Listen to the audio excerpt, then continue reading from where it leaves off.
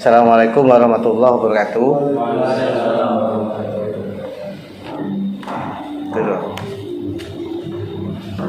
Nih, saya klarifikasi beberapa pertanyaan tadi ya. Temanya kali ini tentang manajemen supervisi manajerial. Jadi supervisi itu secara umum dibagi menjadi dua. Yang minggu kemarin supervisi akademik, yang sekarang supervisi manajerial. Akademik sudah kita bahas. Nah, supervisi manajerial, dari ini ya, dari tanggapannya Mbak Mafiroh dulu saya tanggapi. Udah, saya ingin sampaikan dalam karya ilmiah nanti ya, khususnya hadis atau kebijakan, harus lihat di teks aslinya. Jangan lihat di blog, website, jurnal ya. Misalnya mengatakan PP nomor sekian mengatakan begini, cek PP-nya, download PP-nya, bener enggak pasal itu mengatakan itu. Hadis misalnya, ngutip hadis dari buku atau dari jurnal langsung kamu rujuk, jangan. Cek kitab hadisnya. Sekarang banyak kitab hadis online toh, Maktabah Samila, bener enggak teksnya seperti itu. Nah, itu sangat fatal sekali, karena ayat hadis kebijakan itu harus sesuai, harus kalimat langsung sama persis dengan teks aslinya. Kalau nggak ada ya jangan disampaikan ada seperti itu. Kemarin kan saya revisi, memang awalnya kan bukan PP 57 2021 kan, tapi PP nomor 19 tahun 2005 tentang SNP. Saya coret kan, ganti yang terbaru PP 57 tahun 2021 dan penggantinya dan perubahannya atau contoh PP nomor 4 tahun 2022. Berarti yang sebelumnya dihapus. Jadi gitu loh. Jadi gini, coba biar hafal dulu. Standar Nasional Pendidikan sebelumnya kan PP nomor 19 tahun 2005, ya kan? Kemudian ada revisi. Revisi itu bukan mengganti namanya. Ada beberapa pasal yang diperbaiki dengan PP nomor 32 tahun 2013. Jadi PP nomor 19 2005 diperbaiki oleh PP nomor 32 tahun 2013. Awalnya begitu. Akhirnya ini 2021 dihapus dengan PP nomor 57 tahun 2021 ya. Dan ada beberapa pasal yang dirubah oleh PP nomor 4 tahun 2022. Tahun ini berarti. Nah, kalian jangan sampai nanti di tesis masih muncul yang 2005 atau 2013. Begitu ya. Harus dipegang betul itu, PP-nya harus punya, karena itu SNP. SNP itu kitab suci kedua setelah Sisdiknas. Orang pendidikan harus punya minimal dua itu, Sisdiknas dan SNP. Sisdiknas itu ya Undang-Undang nomor 20 tahun 2003. Ya, itu Sisdiknas dan sampai sekarang masih belum ada penggantinya. Sekarang lagi dibahas itu kan, Sisdiknas 2022. Tapi nomornya belum ada karena memang belum disahkan. Coba di browsing ya, RUU Sisdiknas 2022. Nah, ya Sisdiknas, Sistem Pendidikan Nasional, tentang Sistem Pendidikan Nasional. Itu penggantinya nanti 2000, yang Sisdiknas 2023 tadi, tapi belum disahkan. Minimal draftnya kalian punya. Kalau saya setiap revisi, setiap bulan itu punya. Yang terakhir direvisi bulan Agustus kemarin itu. Nah, coba Sisdiknas yang terbaru itu banyak kontroversi juga.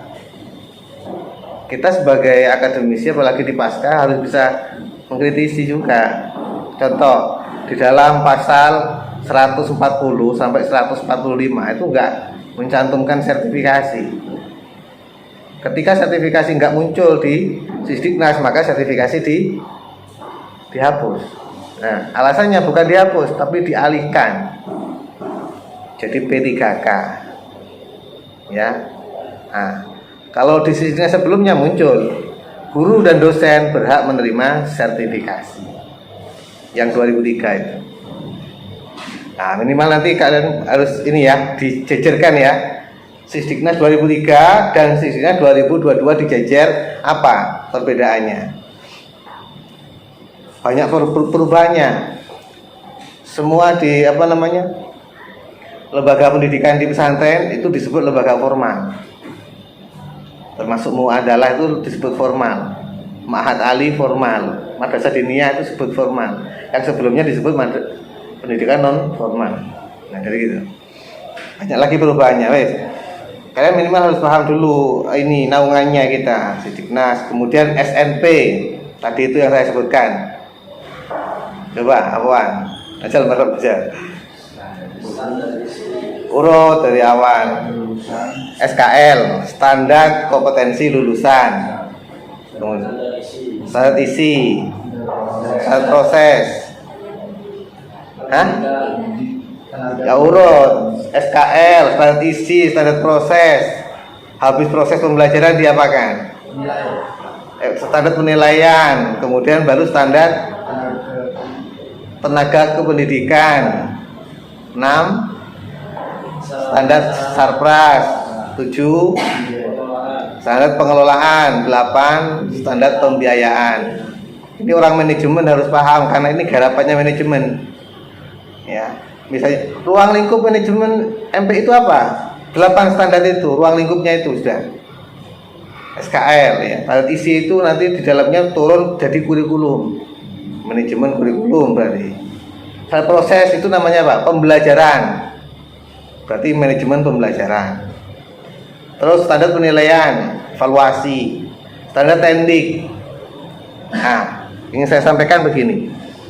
Di SNP yang sebelumnya, ya, yang tadi saya sebut 2005 itu, dengan SNP yang 2021 beda nih penyebutan standar tendiknya.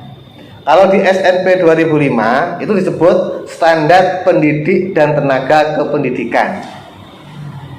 Kalau yang di PP nomor 57 2021 disebut standar tenaga kependidikan. Nah, beda ya. Yang pertama pendidik dan tenaga kependidikan. Kalau yang di baru tenaga kependidikan saja. Nah, di dalamnya ya di pasal 24 dan seterusnya itu disebutkan. Jadi ada tenaga pendidik ya. Ada tenaga kependidikan selain pendidik. Jadi penyebutannya begitu. Nah, pendidik berarti ya guru ya. Selain guru disebut tenaga kependidikan, mulai kepala sekolah, waka, bendahara, tenaga admin, kepala lab, perpustakaan, kemudian apa lagi? GTU itu admin ya, operator, sampai di tingkat di luar sekolah, di dinas pendidikan, Kemenak, itu semuanya disebut tenaga kependidikan. Artinya itu wilayahnya MPI. Jadi MPI lulus ya, kalau S1 itu nggak hanya guru saja, di mana saja bisa, termasuk di dinas pendidikan, di Kemenak. Jadi gitu, karena itu wilayahnya MPI semua. Jadi gitu ya. Di halaman 23 tadi itu direvisi dengan standar pengawas. Tadi itu disebutkan, Mas Awo. Nah, Permendiknas nomor 12 tahun 2007. Selama belum ada yang mengganti ya tetap berlaku gitu loh. Bukan lama-lamaan waktunya. Kok nggak ada yang penggantinya itu tetap berlaku. Di Permendiknas nomor 12 tahun 2007 tentang kualifikasi dan kompetensi pengawas sekolah. Gitu ya. Kalau Permendiknas nomor 13 tahun 2007 tentang standar kepala sekolah. Kalau Permendiknas nomor 16 tahun 2007 tentang standar kualifikasi dan kompetensi guru. Betul. Permendiknas nomor 24 tahun 2008 tentang standar admin, tenaga admin atau TU.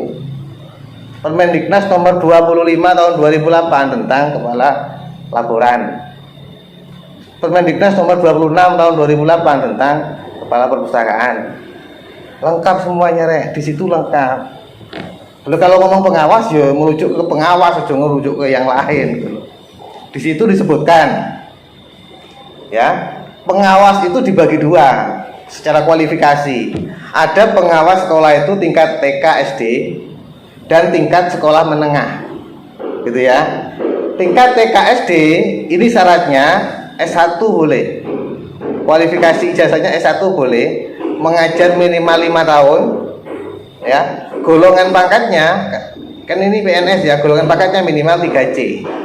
Kemudian nanti lolos tes seleksi pengawas. Itu kalau yang TK SD. Kemudian tingkat sekolah menengah SMP, SMA ya dan sejenisnya itu minimal S2. S2 mengajar, pengalaman mengajar minimal 5 tahun dan minimal 3C dan lolos tes seleksi pengawas. Jadi sekarang tidak harus dari guru jadi kepala sekolah, jadi pengawas, tidak harus begitu. Jadi guru langsung pengawas bisa. Jadi itu minimal dipahami apa. Nah, disebutkan tadi itu ada berapa? Ada standar kualifikasi tadi itu, ada standar kompetensi, bukan pedagogi, profesional, sosial dan kepribadian. Coba di situ dilihat. Ada yang pertama itu kompetensi kepribadian, gitu. Nanti dimasukkan itu, Mas. Kompetensi kepribadian. 2. Kompetensi supervisi akademik. 3. Kompetensi supervisi manajerial, ya kan? Nah, 4. Kompetensi evaluasi pendidikan. Yang tahu proses apa yang ngawasi UN gitu-gitu ya. UAS itu. Kemudian kompetensi pengembangan penelitian. Oh, guru ini kompetensinya rendah, diberikan action, nanti perubahannya bagaimana, itu namanya pengembangan penelitian guru. Kemudian terakhir kompetensi sosial. Terus gini, guru maupun semua tenaga kependidikan, kompetensi yang sama itu hanya 2, kepribadian dan sosial. Semuanya ada itu. Guru ada, kepala lab ada. 2 kompetensi itu, kepribadian dan sosial mesti ada. Yang membedakan yang lain-lain ini. Kalau guru kan pedagogik profesional, ya kan? Kepala sekolah ditambah dengan manajerial, kewirausahaan itu ya. Supervisi tambah 2, kepribadian sosial. Semua beda kompetensinya. Ya, nanti ditambahkan itu. Wes, kemudian pertanyaannya Mas Ghazali, praktek supervisi manajerial gimana? Lah sebelumnya memang nggak ada itu metode supervisi manajerial, akhirnya ditambahi kan tadi sudah ada, bagus. Itu prakteknya intinya yang disasar bukan pembelajaran lagi, bukan guru masuk kelas ngawasi RPP, ngawasi proses pembelajarannya, bukan, itu akademik. Kalau manajerial apa itu? Terkait kesiswaan, keuangan, kemudian pengelolaan, gitu-gitu. Selain akademik lah pokoknya. Biasanya datang kalau supervisi kan ada langsung, ada yang tidak langsung. Misalnya Monef itu apa?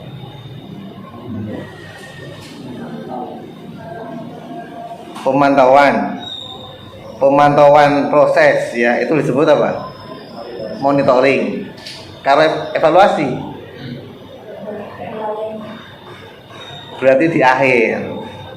Kalau monitoring ketika proses itu berlangsung, kalau evaluasi di akhir, hasilnya berarti. Salah satu metode supervisi manajerial itu monitoring dan evaluasi. Guru pengawas datang membawa itu catatan, itu monef namanya. Kemudian ada FGD yang sama kayak kemarin itu, diskusi kelompok gitu ya. Kemudian ada lagi apa tadi yang kamu sebutkan tadi metodenya di makalah mulu. Hah? Hah? Loka karya ya sama kayak FGD, loka karya workshop sama. Itu juga sama. Kumpulkan, kasih bimbingan secara keseluruhan. Kemudian yang belum muncul di situ metode Delphi. Metode Delphi. Jadi supervisi manajerial itu melalui metode Delphi. Tahu metode Delphi? Metode Delphi itu adalah di dalam bahasa fikih itu ijma. Ya, metode ijma. Apa? Kesepakatan bersama. Jadi para ahli dikumpulkan ya untuk memecahkan suatu masalah. Dikasih suatu pertanyaan, mereka jawab tanpa identitas. Bisa pakai angket, bisa pakai kertas, bisa pakai Google Form. Pertanyaan pertama, permasalahannya begini, menurut Anda bagaimana? Semuanya ngisi, kasih waktu. Ya, kedua, tiga, seterusnya ada tahap 1, tahap 2, tahap 3. Nanti semua kesamaannya itu dijadikan sebuah keputusan. Gitu-gitu. Nanti kalian ketika jadi top leader di sekolah ya, pakai metode Delphi ini bagus ketika rapat. Ambil keputusan itu biar gak sepihak, harus begini jadi gitu. Kalau usul kadang saran, ayo sama usul kan kadang minder atau takut ya kan. Kalau pakai metode Delphi tidak ada yang tahu ini saran dari siapa, tidak ada yang tahu jadi gitu lah. Nanti dicari kesamaannya. Pernyataan pertama kesamaannya semuanya apa, simpulkan. Pernyataan kedua kesamaannya apa, simpulkan, jadi keputusan. Itu namanya metode Delphi. Delphi. Ada lagi workshop, training, monitoring dan lain-lain, banyaklah. Penerapannya begitu Mas ya, variasi sekali. Yang paling sering pengawas manajerial itu apa? Keuangan. Paling sering gitu kan, pengawas datang tanya bos, mesti itu mana LPJ-nya, gitu kan? LPJ itu dasarnya apa? Nota kan? Pokoknya ada notanya, lolos kan begitu ya. Meskipun uangnya nggak tahu kemana kan gitu, yang penting ada notanya beres. Itu kelemahan kita itu. Nota buat sendiri kan bisa kan? Gitu. Itulah kelemahannya kita. Yes. Tadi apa lagi tadi? Terakhir saya ingin menyampaikan bahwa begini, dalam supervisi itu ada 3 pendekatan. Kalau kalian nanti jadi top leader, bagaimana bimbing anak buahnya, ada 3 pendekatan. Ya, yang pertama direktif, ya, direktif. Yang kedua kolaboratif. Yang ketiga non direktif. Dari hasil supervisi tadi itu ketemu kan ya, para guru ini komitmennya tinggi, sedang atau rendah. Kalau komitmennya guru tinggi ya, pengawasnya atau supervisornya rendah, apa yang cocok diterapkan? Direktif itu mendikte, kasih arahan terus. Kalau kolaboratif itu kerjasama. Kalau non direktif itu agak dilepas, agak dipisah, apa aja? Agak longgar. Pembinaannya agak longgar. Gurunya kompetensinya bagus, komitmennya bagus.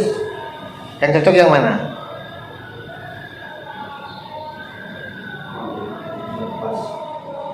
Non direktif. Nah, berarti non direktif.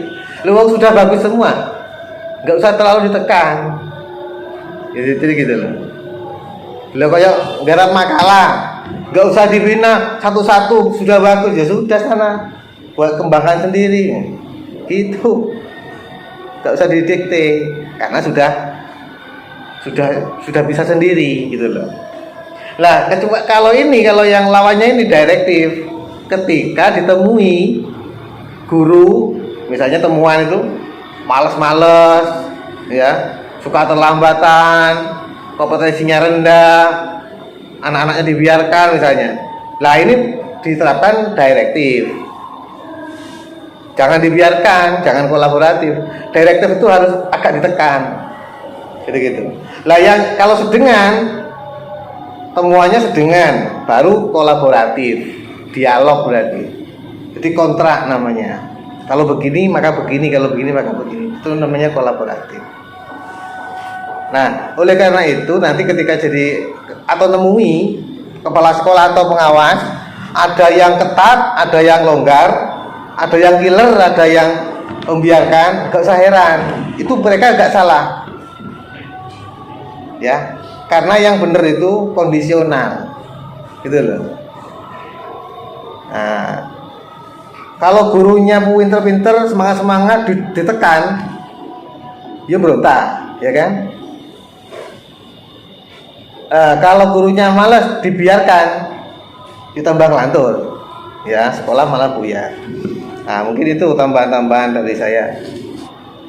Itu saja dari saya. Terima kasih. Mohon maaf apabila ada kata dan sikap yang kurang berkenan. Semoga bermanfaat. Semoga kita semua selalu diberikan kesuksesan dan kelancaran. Assalamualaikum warahmatullahi wabarakatuh.